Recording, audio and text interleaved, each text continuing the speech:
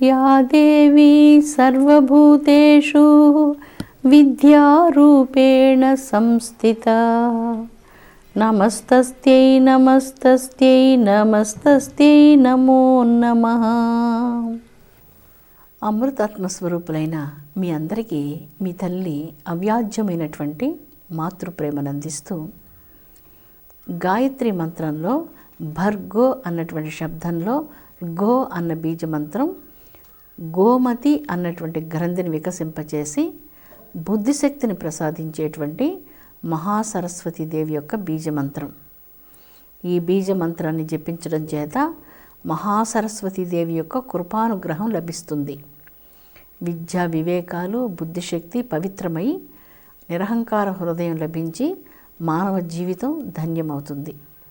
మనం మేధాసూక్తాన్ని చెప్పుకుంటున్నాం. మేధాసూక్తంలోని మొదటి శ్లోకంలో మేము ఉన్నతోన్నతమైనటువంటి విద్యావంతుల ముందు బాగా వీరులు ధీరులు అనేక రంగాల్లో ప్రముఖులైనటువంటి వారు అలాంటి వారందరి ముందర మాట్లాడడానికి ఏ ఒక సర్వోత్కృష్టమైనటువంటి విషయం ఉన్నదో సత్యం, ఆ సత్యాన్ని గురించి మాట్లాడేటువంటి వాక్ సంపదను ప్రసాదించు అమ్మ అంటూ మహాసరస్వతిని ఇక్కడ వేడుకుంటున్నారు. రెండవ శ్లోకం త్వయా జుష్టా ఋషిర్భవతి దేవి త్వయా బ్రహ్మగత శ్రీరుతత్వయా త్వయా జుష్టా చిత్రం వింధతే వసుసానో జుషస్వద్రవిణోన మేధే. చాలా అద్భుతంగా చెప్తున్నారు. అమ్మా, నీ యొక్క కరుణాకటాక్ష వీక్షణం సోకితే అలాంటి వారు బ్రహ్మజ్ఞానులే అవుతున్నారు, ఋషులు అవుతున్నారు, బ్రహ్మ విద్యా సంపన్నతను పొందుతున్నారు. ఈ ప్రపంచంలో మనం అనేక మంది కళాకారులను చూస్తూ ఉంటాం. వాళ్ళ సమాజంలో అత్యధిక గౌరవాన్ని పొందుతుంటారు. జ్ఞానపీఠ అవార్డులు ఇవన్నీ ఎందుకు ఇచ్చారు? వాళ్ళలో ఉన్నటువంటి సరస్వతి ప్రతిభకు గుర్తించి అలాంటి గౌరవాలను ప్రసాదించి సమాజం వారిని సరస్వతి పుత్రులుగా భావించి గౌరవించింది. అందుకే ఇక్కడ అమ్మ యొక్క అనుగ్రహం వలన బ్రహ్మజ్ఞాని విజ్ఞాన సంపదను పొందినటువంటి వారు అవుతున్నారు అంటున్నారు. ఈ విజ్ఞానం అసమానమైనటువంటి విజ్ఞానం. దేన్ని గురించి విజ్ఞానాన్ని సరస్వతి ప్రసాదిస్తుంది అంటే సత్యాన్ని గురించినటువంటి విజ్ఞానాన్ని ప్రసాదించి ఋషిని చేసి బ్రహ్మజ్ఞాన సంపన్నతను అనుగ్రహిస్తుంది. ఎప్పుడు ఒకే పొరపాట్లో మనం పడిపోతూనే ఉంటాం. సంపన్నత అంటే ప్రపంచంలో ఉన్నటువంటి ధనము అనుకునేటువంటిదే మన మనసులో వచ్చి ఉంది. ఇక్కడ మేధాసూక్తం ఆ సంపదన గురించి అసలు మాట్లాడదు. గొప్ప సంపద, శ్రేష్ఠ సంపద, సర్వోత్కృష్టమైనటువంటి సంపద, ఋషులు చాలా గొప్పగా భావించిన సంపద, చక్రవర్తులు కూడా వారికి దాసానుదాసులుగా ఉన్నటువంటి సంపద జ్ఞాన సంపద, బ్రహ్మజ్ఞాన సంపద. అలాంటి సంపదను తీసుకొని సరస్వతీదేవిని మా వద్దకు తెంచాలి, మమ్మల్ని అనుగ్రహించేందుకు స్వయంగా నీవు నడయాడుతూ రావాలి అంటూ ప్రప్రథమ శ్లోకంలో ప్రార్థించి నీ యొక్క వీక్షణం ఏం చేస్తుందో దాన్ని ఇక్కడ వివరించారు.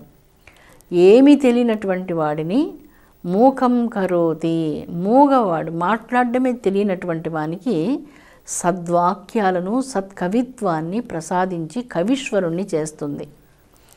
దీనికి ఒక అద్భుతమైనటువంటి కథ ఉన్నది. ప్రాచీన కాలంలో సత్యతపుడు అనేటువంటి ఒక బాలుడు గంగా తీరంలో ఉండేవాడు. అతని తల్లిదండ్రులు పుత్ర సంతానం కోసం బహు కష్టపడి ఎన్నో వ్రతాలు పూజలు యజ్ఞాలు యాగాదులన్నీ చేసి ఒక యజ్ఞం చేస్తున్న సందర్భంలో అతని తండ్రి కొంత తొందరపడి ఒక ఋషిని అవమానం చేసినందువలన ఆ ఋషి మనసు కలతపడి నీకు సంతానం కలిగినప్పటికీ కూడా నీ బిడ్డ మూగవాడైపోతాడు, ఒక్క మాట కూడా మాట్లాడాడు, విద్యా వివేకాలు లేనటువంటి వ్యక్తిగా ఉండిపోతాడు అంటారు. అలా చెప్పగానే సత్యతపుని తండ్రి అతని పాదాల మీద పడి క్షమించమని కోరుకుంటూ ఇక ఇటువంటి పొరపాటు ఎప్పటికీ చేయను, నా బిడ్డకు జ్ఞానాన్ని ప్రసాదించండి అంటూ వేడుకుంటాడు. అప్పుడు సరస్వతి కృప వలన నీ బిడ్డకు ఒకప్పటికీ మంచి ఉత్తమ జ్ఞానం కలుగుతుందంటూ దీవించారు. సత్యతప్పుడు పెరిగి పెద్దయి గృహంలో ఉన్నప్పుడు ఒక్కరోజు కూడా ఒక మాట మాట్లాడెరగడు. కానీ సాత్విక స్వభావం ఉండేది. విద్య రాలేదు. విద్య రానప్పుడు మానవ జీవితం వ్యర్థమైపోతుంది కదా. చదువుకోకపోతే ఎలాగ మరి? తల్లిదండ్రులు చాలా బాధపడుతుంటారు సత్యతప్పుని చూచి. ఒకరోజు ఎవరికి చెప్పకుండా గంగా తీరానికి వెళ్ళి అక్కడ ఉన్నటువంటి చెట్ల క్రింద ఉంటూ క్రమంగా అక్కడ ఉన్నటువంటి ఆ వాతావరణంలో ఇమిడిపోయి చాలా సంవత్సరాలు అక్కడే ఉండిపోయాడు. ఆ పొదలలో గుహలలో నివసిస్తూ అక్కడ లభ్యమైనటువంటి పండ్లు ఆకులు ఇలాంటివి తింటూ అక్కడే ఉండిపోయాడు. ఎప్పుడు నోరు తెరిచి ఒక్క మాట మాట్లాడాడు. అందరూ అతడు మౌనంలో ఉన్నటువంటి ఋషిగా భావించి సత్యతపుడు అంటూ జనులు అతన్ని పిలుస్తూ ఉండేవారు. ఇలాగా ఉన్న సత్యతపుడు ఒకరోజు ఒక బోయవాడు ఒక చిన్న పందిని కొట్టగా ఆ పంది వచ్చి అతను ఉన్నటువంటి ఆ పరిసరాలలో అక్కడ పొదరింట్లో దాక్కున్నది. ఆ పంది నోట్లో నుంచి ఒక శబ్దం వస్తూ ఉన్నది. ఆ శబ్దం ఐ ఐ ఐ అన్నటువంటి శబ్దం. అది బిందువు లేనటువంటి మహాసరస్వతీదేవి యొక్క బీజమంత్రం. ఐం అనేటువంటిది సరస్వతి బీజమంత్రం. ఇక్కడ ఐ అనేటువంటి శబ్దం బిందువు లేకుండా, ఆ సున్నా లేకుండా పలికేటువంటి శబ్దం. అందువల్ల బిందువు లేకుండా పలికేటువంటి శబ్దాన్ని అతడు విని మనస్సులో దానిని స్మరిస్తూ మననం చేస్తూ ఉన్నాడు. అతడు కూడా మనస్సులో ఐ ఐ అనే శబ్దాన్ని మననం చేస్తున్నప్పుడు ఆ ప్రదేశానికి ఆ పందిని కొట్టినటువంటి వ్యాధుడు వచ్చాడు అక్కడికి, బోయవాడు. అతడు అడుగుతున్నాడు, నా పంది ఇక్కడికి ఏమైనా వచ్చిందా, మీరు చూసారా అన్నప్పుడు అతడు అనుకోకుండా ఈ సరస్వతి బీజ మంత్రాన్ని జపించడం చేత మొట్టమొదటిసారిగా నోరు తెరిచి సంస్కృతంలో మాట్లాడాడు. కన్ను చూస్తుంది, కన్ను చెప్పగలదా అని అడుగుతాడు. నోరు చెప్తుంది కానీ చూడగలదా అంటూ ఇలా అడగగానే సత్యతపుని మాటలు అర్థం కాక వ్యాధుడు నిరాశతో వెళ్ళిపోయాడు. ఇక్కడ అబద్ధము చెప్పలేదు, నిజము చెప్పలేదు. తటస్థంగా ఉండేటువంటి వివేకం ఆ క్షణంలోనే ఆయనకు ఎలా కలిగిందంటే, ఎప్పుడైతే ఐ అనే బీజమంత్రం జపించాడో సరస్వతి ప్రసన్నురాలైంది. తన బీజమంత్రాన్ని జపిస్తే సరస్వతి ప్రసన్నురాలవుతుంది.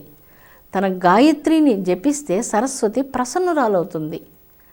తల్లి యొక్క మహానుగ్రహం ప్రాపిస్తుంది. సరస్వతి కవచం కానీ మేధాసూక్తం కానీ ఇలాంటివి మీరు ప్రతినిత్యం జపం చేస్తే, పారాయణం చేస్తే అనంతమైనటువంటి విజ్ఞాన వివేకాలకు మీరు నిలయమవుతారు. అమ్మ జపం ఏ హృదయంలో జరుగుతుంటుందో ఆ హృదయం సత్యలోకం అవుతుంది. మీరు నడుస్తూ ఉంటే సత్యలోకమే నడుస్తున్నట్టు ఇంట్లో. మన పిల్లలు సరస్వతి మంత్రం జపం చేస్తూ ఉంటే, పిల్లలు నడుస్తూ ఉంటే గృహంలో అది ఒక సత్యలోకం లాంటిది. సరస్వతీదేవి యొక్క జపం ఎక్కడైతే జరుగుతూ ఉంటుందో ఆ గృహం సరస్వతీదేవికి నిత్య నిలయం, సత్యలోకం. ఆ సత్యలోకాన్ని సరస్వతీదేవి ఎన్నడూ విడిచిపెట్టదు. ఎవరైతే నిర్మలాంతఃకరణంతో సరస్వతీదేవిని ధ్యానిస్తారో సత్యతప్పుని అనుగ్రహించినటువంటి విధంగా అనుగ్రహిస్తుంది అని ఇక్కడ తాత్పర్యం. ఈ కథలో ఉన్నటువంటి ప్రధాన సారాంశం, ఎంతోమంది ఎన్నో సంవత్సరాలు తపస్సు చేసినప్పటికీ ప్రసన్నంగా ఉన్నటువంటి సరస్వతి సత్యతపుడి యొక్క నిర్మలాంతఃకరణంతో ఒక్కసారి ఐ ఐ అని మనసులో స్మరిస్తున్నప్పుడు, ఇంతకాలం మౌనంలో ఉన్నాడు, ఇంతకాలం సత్యంగానే ఉన్నాడు, ఎప్పుడు ఎవరికి అబద్ధం చెప్పలేదు, ఎవరికి బాధ పెట్టలేదు, ఎవరిని తన ప్రవర్తనతో గాయపరచలేదు. చాలా పవిత్ర జీవనాన్ని గడిపినటువంటి ఒక వ్యక్తి ఒక్కసారిగా తన బీజమంత్రాన్ని జపించగానే సరస్వతి మిక్కిలి ప్రసన్నురాలైంది. సత్యతపుని అనుగ్రహించింది. విద్య, వివేకం, జిజ్ఞాస, ఆత్మవిద్య, బ్రహ్మ విద్య వీటన్నిటినీ ప్రసాదించి బ్రహ్మజ్ఞానినిగా చేసింది. ఇందాక మనం మొదటి శ్లోకంలో చెప్పుకున్నాం, అమ్మ కరుణాకటాక్ష వీక్షణాల వలన సర్వాన్ని పొందవచ్చునని. ఈ రెండవ శ్లోకంలో అమ్మ నీవు అనుగ్రహిస్తే త్వయా జుష్టా ఋషిర్భవతి దేవి, ఋషి అయిపోతాడు, బ్రహ్మజ్ఞాని అయిపోతాడు. అమ్మ యొక్క చల్లని చూపులు ప్రసరిస్తే అసలు ఏది కాకుండా పోతారు మనుషులు. అమ్మ ఏది అనుగ్రహిస్తే అదంతయు కూడా క్షణంలోనే లభిస్తుంది.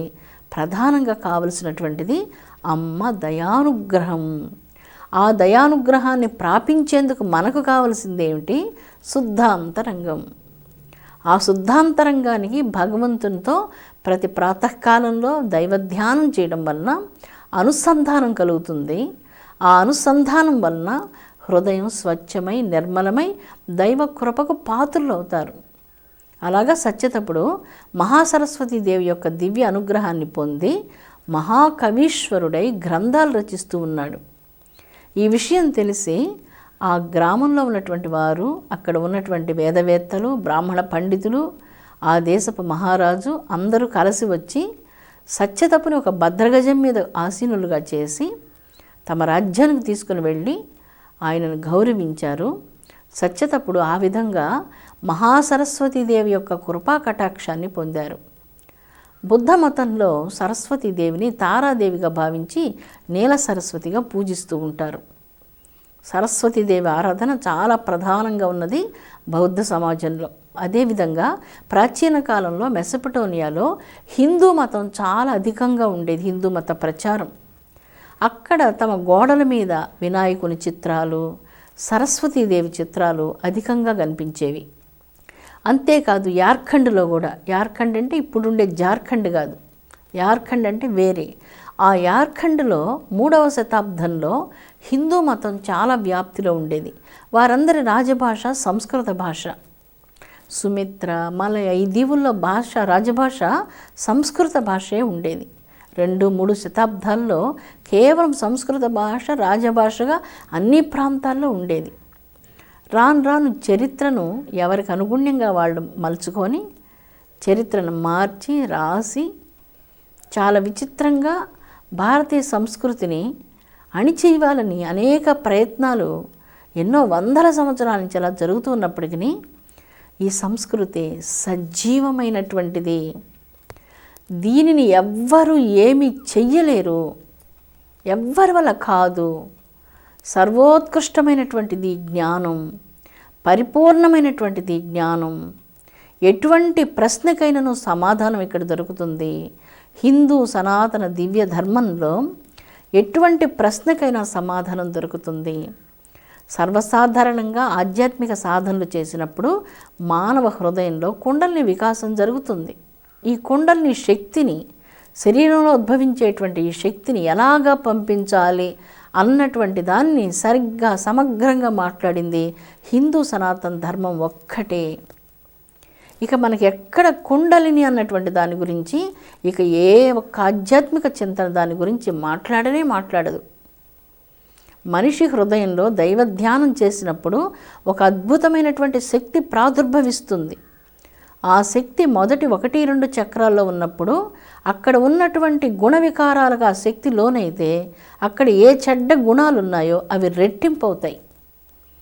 అలా కాకుండా ఆ శక్తిని ఆ చక్రాల నుంచి దాటించి ఆ శక్తిని సహస్రారానికి తీసుకుని వెళ్ళినప్పుడు సాధకుడు బ్రహ్మజ్ఞాని, పరబ్రహ్మస్వరూపుడు అవుతున్నాడు. ఈ విషయాన్ని గురించిన సమగ్ర జ్ఞానాన్ని గురించి మాట్లాడింది సనాతన భారతీయ దివ్య ధర్మం.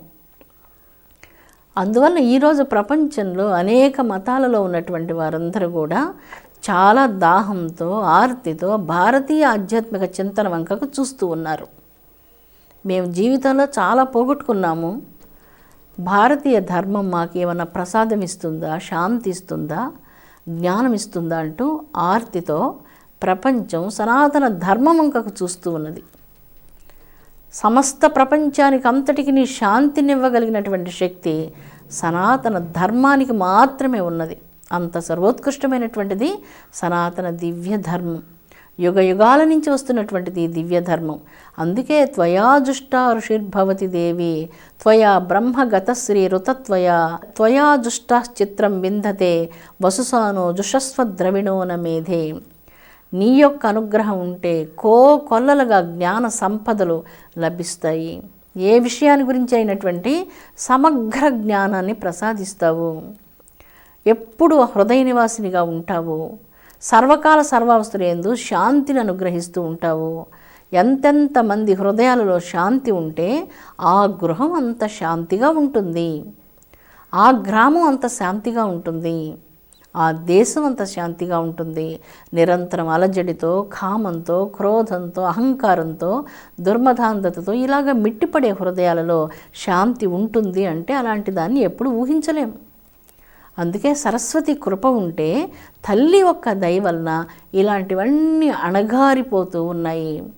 అపూర్వమైనటువంటి విద్యా వివేకం కలుగుతుంది, విజ్ఞానం కలుగుతుంది, దివ్యమైనటువంటి జిజ్ఞాసను తల్లి ప్రసాదిస్తుంది, పరమార్థమైనటువంటి లక్ష్యం ఒక జీవులను నడిపిస్తుంది, శాంతిని ప్రసాదిస్తుంది, దివ్య శాంతిని ప్రసాదిస్తుంది, దివ్య జ్ఞానాన్ని ప్రసాదిస్తుంది, దివ్య సంపదలను అనుగ్రహిస్తుంది. తల్లి ప్రసాదించే జ్ఞాన సంపద అజరామరమైనటువంటిది, ఏ దొంగలు ఎత్తుకోపోలేనటువంటిది, ఎవ్వరు ఎంత పంచినా నశించినటువంటిది. అలాంటిది సరస్వతి ప్రసాదించేటువంటి జ్ఞాన సంపద. ఆ శారదాంబ తల్లికి నమస్కారము. ఒక హస్తమునందు చిలుకను ధరించి, ఒక హస్తమునందు వేదాలను ధరించినటువంటి తల్లికి నమస్కారము. పరమపావనమైనటువంటి శారదాంబ పాదపద్మాలకు కోటి కోటి సార్లు నమస్కారము.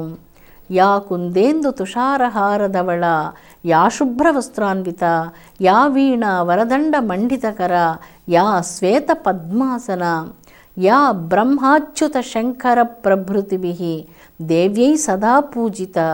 శంకరుడు, బ్రహ్మ, విష్ణువు అందరి చేత పూజలు అందుకునేటువంటి ఓ తల్లి మహాసరస్వతి, యా బ్రహ్మాచ్యుత శంకర ప్రభృతిభిః దేవ్యై సదా పూజిత. వారందరి చేత సదా పూజలు అందుకునేటువంటి ఓ మహాసరస్వతీదేవి, అనుగ్రహించమ్మా. నీ కృపాకటాక్షాలతో మా గృహాన్ని సరస్వతి నిలయంగా, శారదా నిలయంగా తీర్చిదిద్దమ్మా. మన గృహాలు ఇప్పుడు కలతలతో, కష్టాలతో, పెద్ద పెద్దగా అరుపులతో, గొడవలతో, అశాంతికి నిలయాలుగా ఉన్నాయి. సరస్వతీదేవి తన కరుణాకటాక్ష వీక్షణంతో ఎప్పుడైతే మన గృహంలో ప్రవేశించిందో మన గృహంలో ఆధ్యాత్మిక సంభాషణలు వినపడుతుంటాయి, మన గృహంలో సంగీతం వినపడుతూ ఉంటుంది, మన గృహంలో నాట్యమో, ఆధ్యాత్మికమైనటువంటి కవితా సౌందర్యమో, దివ్యమైనటువంటి శిల్పాలు, పారమార్థికమైన జ్ఞానం, హాస, మోద, సంతోష ప్రసంగాలు, ఇలాగా ఉంటుంది గృహం. గృహం ఇలాగా ఉండాలి అంటూ ఋషుల ఆకాంక్ష. ఒక గృహము అంటే మంచి భావాలతో ఉండేది గృహం. విషభావాలతో, మలిన భావాలతో, స్వార్థ భావాలతో, వికృతమైనటువంటి గుణ వికారాలతో ఏ హృదయం నిండి ఉంటుందో అది సరస్వతీదేవికి నిలయం కాలేదు. స్వచ్ఛమైనటువంటి అంతరంగంతో, నిర్మల హృదయంతో, పవిత్రమైనటువంటి అంతరంగంతో ఏ హృదయం సరస్వతీ తల్లికి సమర్పించబడుతుందో అలాంటి హృదయం అమ్మకు నిత్య నిలయంగా ఉంటుంది. అలాంటి వాళ్ళను గొప్ప కళాకారులుగా తీర్చిదిద్దుతుంది, కవీశ్వరులుగా వనరిస్తుంది, శిల్పాచారులుగా తీర్చిదిద్దుతుంది, గొప్ప అద్భుతాద్భుతమైనటువంటి చిత్రలేఖన పరులుగా తీర్చిదిద్దుతుంది, వారిని విశ్వమంతా వినుతించేంతటి గొప్ప కళాకారులుగా తీర్చిదిద్దుతుంది. సంగీత సాహిత్యాలలో ఆ సరస్వతీదేవి యొక్క కృపాకటాక్షాన్ని పొందినటువంటి మహాకాళిదాసు, ఆదికవి అయినటువంటి వాల్మీకి, వీరి యొక్క కవితా సౌందర్యాలు సరస్వతీదేవి ప్రసాదించినటువంటి మధురమైనటువంటి అమృతపు జల్లులు. కాళిదాసు లాంటి కవీశ్వరుడు మళ్ళీ మళ్ళీ జన్మించడు. అలాంటి మధురమైనటువంటి, జగత్తుకు ప్రతినిత్యం ఉపయోగపడేటువంటి మహాద్భుతమైనటువంటి రామాయణ కావ్యాన్ని మన జగత్తుకు ప్రసాదించారు. ఈ రోజుల్లో విదేశాల్లో కూడా రామాయణం చదువుకుంటున్నారు, విదేశీయులు రామాయణం చదువుకుంటున్నారు. మహాసరస్వతీదేవి ప్రసాదించే ఐశ్వర్యం, జ్ఞానం, శాంతి, అణకువ, కళలు, సాహిత్యం. సరస్వతీదేవి యొక్క దివ్య అనుగ్రహాన్ని పొందినటువంటి వారు సమాజంలో నాలుకలాగా సమాజంలో అందరి యొక్క గౌరవానికి పాత్రులవుతారు. అమృతాత్మ స్వరూపులారా, సరస్వతీదేవి అనుగ్రహం వర్ణనాతీతమైనటువంటిది. ప్రతి ఇల్లు సరస్వతి గృహంగా ఉండాలని నేను కోరుకుంటాను. మీ ఇంట్లో చాలా అలంకారమైనటువంటి వస్తువులు చాలా ఉండొచ్చు, కానీ అవి నిజంగా మన ఇంటికి నిజమైన అలంకారాన్ని ఇవ్వలేవు. మన ఇంటిలో మంచి గ్రంథాలు కలిగినటువంటి ఒక చిన్న లైబ్రరీ ఉంటే మన ఇంటికంతటికి చాలా శోభనిచ్చేది ఆ గ్రంథాలయం. సరస్వతి మంచి భారతం, రామాయణం, మంచి కావ్యాలు, మంచి గ్రంథాలన్నీ మీరు ఉంచుకోండి ఇంట్లో. మీ గృహం చాలా శాంతియుతమైనటువంటి సుగంధాలు వెదజల్లుతూ ఉంటుంది. ఇంట్లోకి రాగానే ఆ గృహంలో లైబ్రరీ ఉంటే ఆ ఇల్లు చాలా పవిత్రమైనటువంటి ఇల్లు అని అర్థం. ఎంత విలువైనటువంటి వస్తువులు, ఎన్ని అలంకారాలు ఉన్నప్పటికీ ఏ ఇంట్లో గ్రంథాలు ఉండవో, ఏ ఇంట్లో చిన్న పూజా మందిరం కూడా ఉండదో, ఎన్ని అలంకారాలు ఉన్నప్పటికీ అలంకారాలు ఇంటికి అందాన్ని ఇస్తాయి, కాదని ఎలా చెప్పగలం?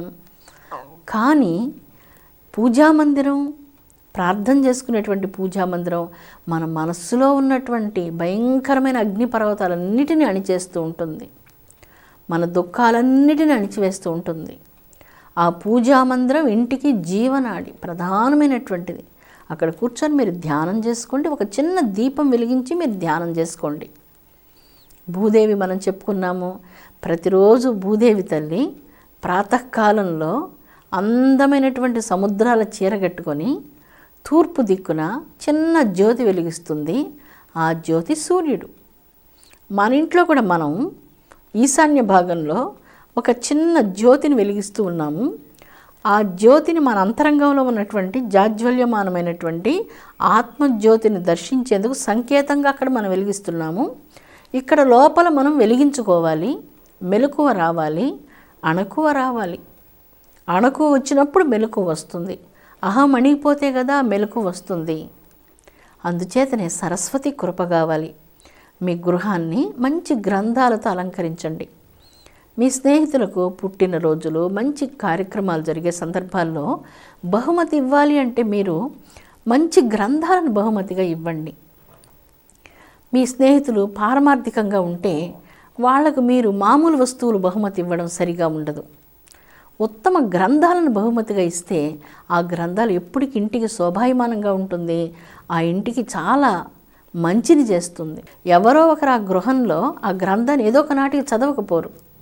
అందువల్ల గృహాన్ని గ్రంథాలంత అలంకారం చేసేది మరి ఏదీ లేదు. ఆ గ్రంథాలు సాక్షాత్తు మహాసరస్వతీదేవి యొక్క దివ్య స్వరూపాలు. అమ్మ ఉండాలి. విద్యార్థులు మీ ఇంట్లో ఉంటే ప్రతిరోజు వాళ్ళ చేత మీరు సరస్వతి మంత్రం జపం చేయించండి. వాళ్ళకు ఒక క్రమశిక్షణ నేర్పించండి. వాళ్ళను ఉత్తమ పౌరులుగా తీర్చిదిద్దేటువంటి పని ప్రతి మాతృమూర్తిలో ఉన్నది. మాతృమూర్తులే కదా ఈ జగత్తుకు శక్తి స్వరూపాలు. ఆ మాతృమూర్తులందరికీ హృదయపూర్వకంగా జగన్మాత యొక్క దివ్య అనుగ్రహం లభించాలి. అందరి గృహం సరస్వతితో, లక్ష్మితో కళకళలాడుతూ ఉండాలి. లక్ష్మీ సరస్వతులు మన ఇంట్లో కొలువుదీరి ఉండాలి. జగన్మాత అయినటువంటి లలితాంబిక మన హృదయంలో శక్తిని ప్రసాదిస్తూ ఒక పరిపూర్ణమైనటువంటి జీవితాన్ని మనకు అనుగ్రహించి మనం సమాజానికి ఉపయుక్తపడేటువంటి ఉన్నత వ్యక్తులుగా భాషించాలని మనపూర్వకంగా మీ కన్నతల్లిలాగా కోరుకుంటూ ఉన్నాను. విశ్వశాంతి వర్ధిల్లునుగాక. ఓం శాంతి శాంతి శాంతి.